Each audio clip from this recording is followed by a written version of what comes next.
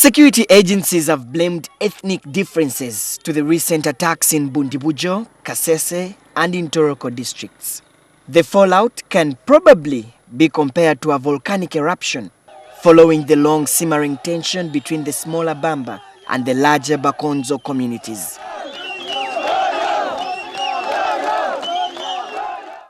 President Museveni has always argued that cultural institutions promote unity and development in their areas, but some scholars on politics and good governance posit that the return of monarchies could lead the country in a dangerous path to ethnic chauvinism.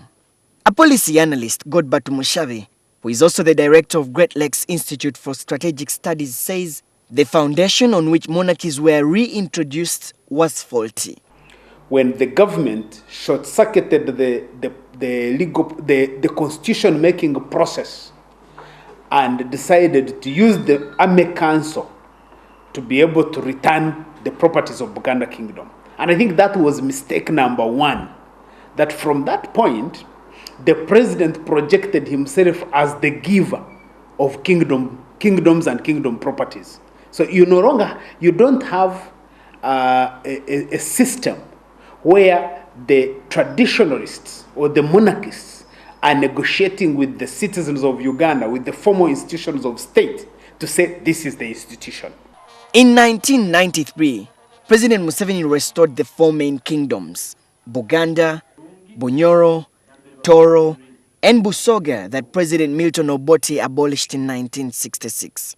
But as months turned into years, the president bent over backwards to demands from other cultural leaders to create new kingdoms and chiefdoms.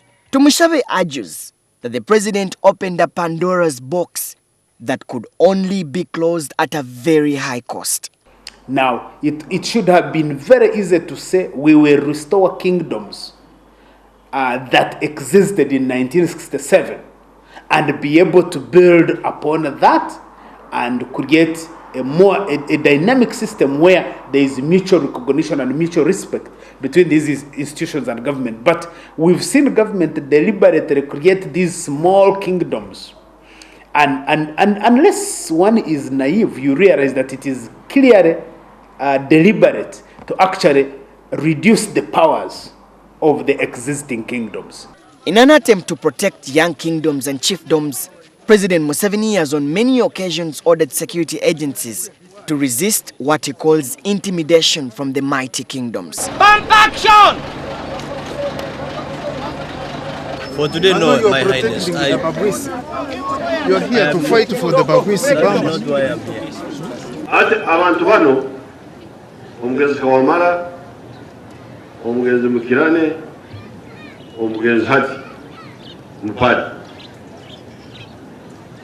Ekyabalikiwe kurwana ekabali ejogo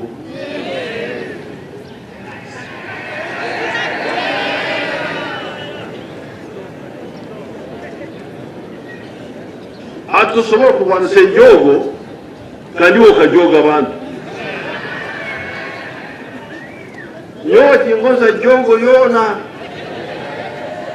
The result of this approach manifested in the 2009 Kayunga riots, when Buganda Premier John Baptist Walusimbi was blocked from going to Kayunga, an area under the Serwanjja, to prepare for the Kabaka's visit. The Kabaka was also blocked. This played out last year when government blocked the Omusinga, or the King of Rwenzori kingdom, from traveling to Bundibugyo district, largely occupied by the Bamba ethnic group. You see, the moment the government becomes an active player in a potentially controversial policy agenda or process like this one, it has basically reduced its legitimacy to be an arbiter in this process. And that is the crisis in which we find ourselves. So the government cannot be the one that goes to arbitrate between the Bamba and the Bakonjo. Political history Don Mwambutsi and Devesa shares the same sentiments. They attack government installations because they have a feeling that it is the central government that was behind the recognition of the Bundibugyo cultural institution without first negotiating it with them to determine the boundaries, to determine the limits of which kingdom which cultural area, and things like that. So they have a grudge with the center. The return of Buganda Kingdom's properties also escalated grievances between cultural institutions and the central government. But there are also other kingdoms that are demanding properties. A government that wants to create harmony, you would see that government sit, maybe write even a white paper and say, this is how we will resolve the properties of kingdoms. And you do it once and for all. But you see, you can't do it on a case-by-case basis. You exclude others, include this one. Both political analysts read sinister moves behind the president's mind game. Once we allow you to have your king, what is in it for us? When the other community says, no, for us we want our own district, you go in a transaction. If we give you a district, you will support us. Whether President Museveni is trying to smoothen the rough edges of different cultural institutions ahead of the 2016 elections, or moving to create a better country of peace and unity through mutual respect, time will be the ultimate bearer of truth as regards Uganda's future. Solomon Serwanjja, NTV.